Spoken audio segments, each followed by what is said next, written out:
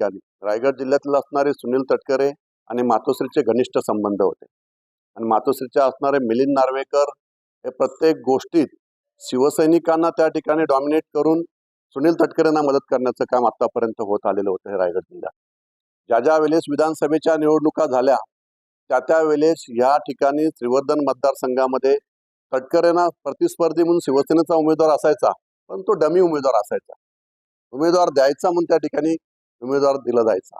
आणि आपण जर पाहिलं लोकसभेची निवडणूक जर आपण पाहिली तर लोकसभेच्या निवडणुकीला जर गीते साहेब जरी उभे असतील तरी गीते साहेब निवडून यावे ही उद्धव साहेबांची पण इच्छा नव्हती आणि मिलिंद नार्वेकरांची पण इच्छा नव्हती।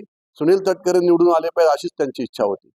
आणि म्हणून हे सगळं घाणेरडं राजकारणाला कंटाळूनच आम्ही शिवसैनिक बाहेर पडलो।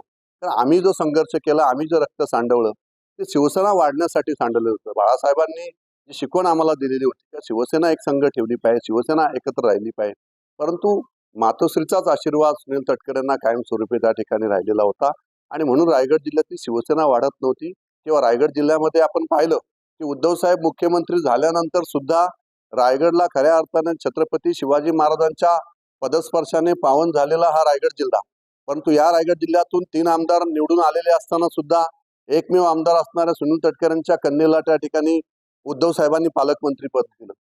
हे सगळं त्यांचे साटेलोटे हे सुरुवातीपासूनच त्या ठिकाणी आहेत आणि म्हणून शिवसेना रायगडची त्या ठिकाणी वाढली नाही। आणि आज आता isakal.com आहे देशातील नंबर 1 ची मराठी न्यूज वेबसाईट। प्रत्येक अपडेटसाठी isakal.com ला नक्की भेट द्या।